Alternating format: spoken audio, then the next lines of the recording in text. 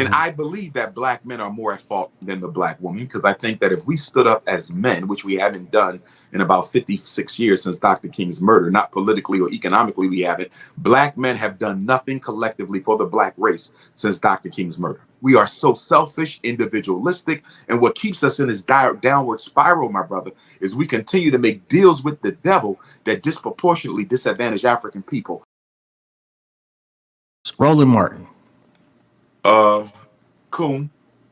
Donald Trump. Party flunky.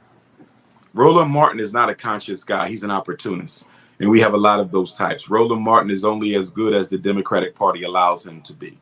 He is a soldier for the black bourgeoisie. He is not a grassroots soldier.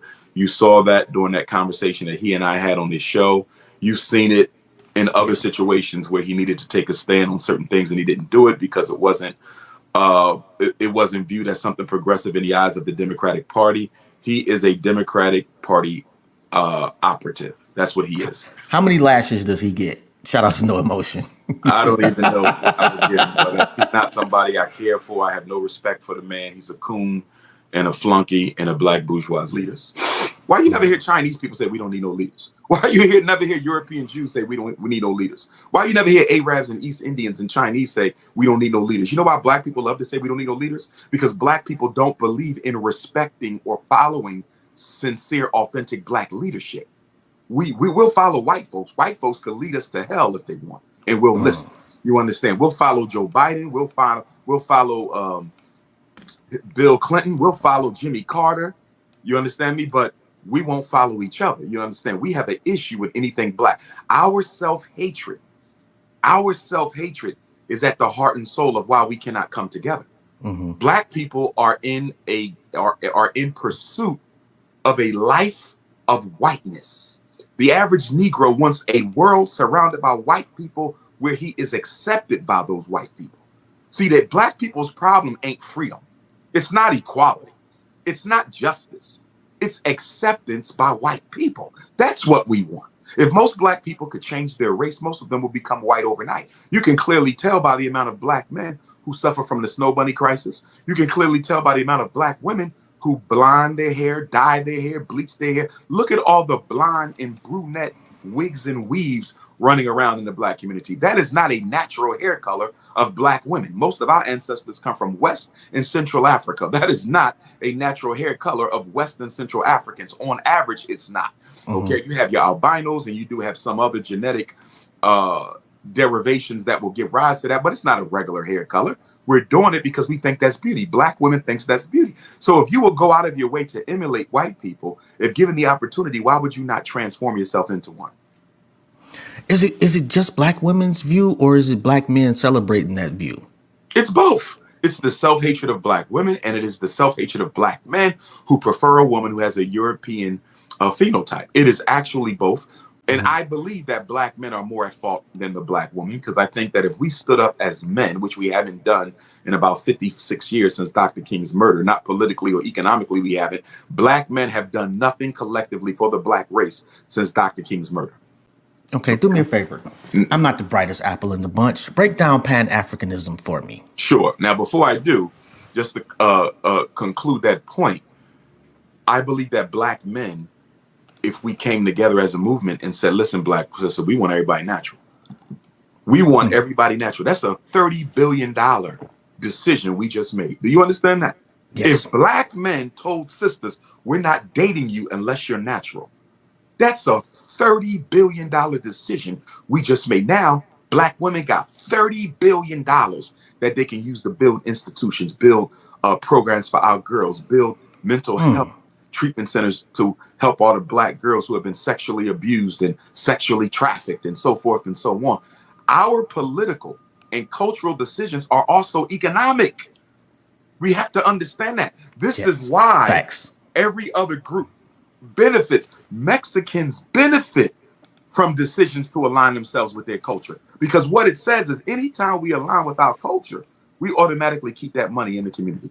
Because we're the only people who can produce our cultural artifacts. We're the only people who can genuinely practice our cultural ritual. You understand? So our cultural decisions, our psychological decisions automatically have economic ramifications. So we have to keep that in mind. Now, Pan-Africanism, if I was to sum that up, I would give it three simple principles. Principle number one, all African people are a single family. We are family, no matter where we are, what our complexion is, what our hair texture is, what our religion is, what flag we pledge allegiance to, what God we worship, what language we speak, whether you're in South Africa speaking Xhosa, or whether you're in Brazil speaking Portuguese, whether you're in Haiti with French, whether in the United Kingdom with the Queen's English, or in America speaking Ebonics, we are one race, and we should identify and operate as a single racial family. If African people practice oneness, because that's all Pan-Africanism is. It is a synonym for oneness. If African people globally practice oneness, we would be unstoppable. We would have people eating out of our hands, which is to say what? Our situation is not exclusively due to our race. Race is a symptom. Our situation is due to the lack of organization.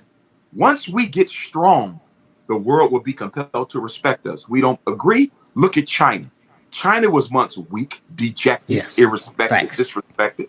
When Mao Zedong went to Russia, Stalin wouldn't even shake his hand. Stalin wouldn't even shake his hand. Look at China now. Look at China now. They can laugh at the Russians. Let's go to England.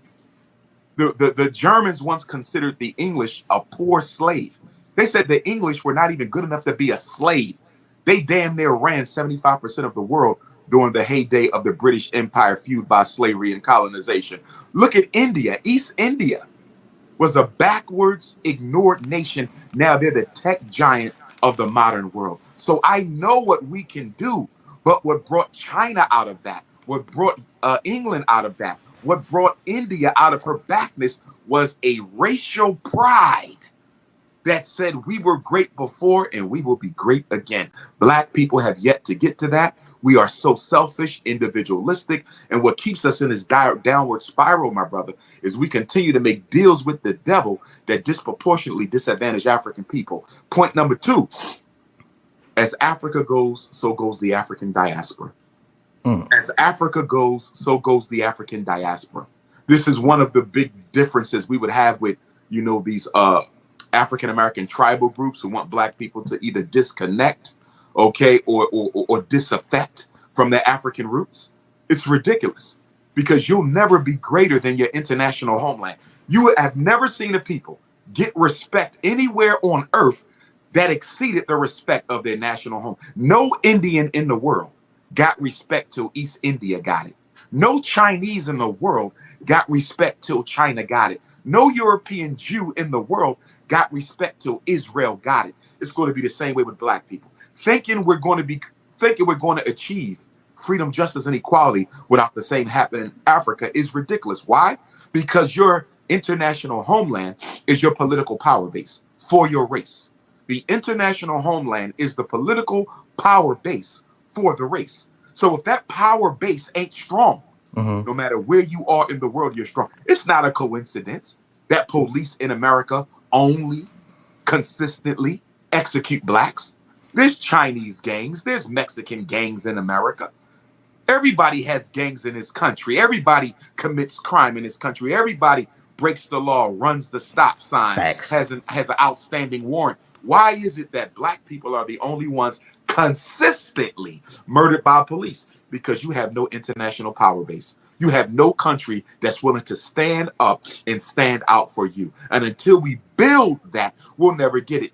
And you know what the great crisis and crucible of this, my brother? The great crisis and crucible of this situation lies in the fact that we have the money to make Africa great again. The diaspora, Black America in particular, we have the money to make Africa great again. Imagine, my brother, if we organized ourselves. So when Ghana needs 50 million, we got you. When Senegal needs 30 million, we got you.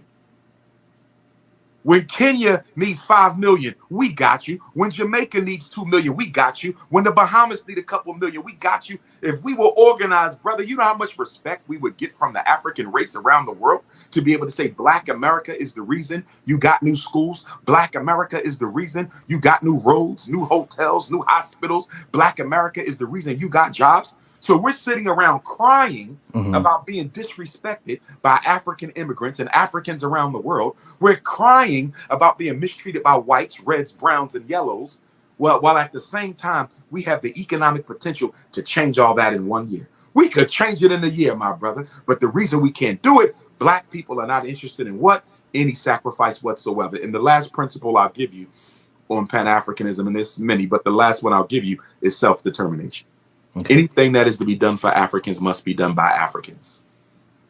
That is a very powerful principle because it separates us from everybody else. We don't take money from no other race at all. No other race can join our movements.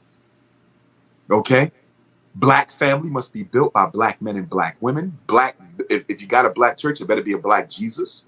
Everything better look like you. Everything better be about you. Everything better be controlled by you. As the most honorable Marcus Messiah Garvey said, greatest Black organizer in human history, no other person in human history has ever brought together 13 million people, especially without a nation state that he controlled, without helicopter, airplane, internet, or cell phone. He did that. Garvey said we need Black manufacturers, Black distributors, Black producers. I didn't know that you had Roland Martin beef.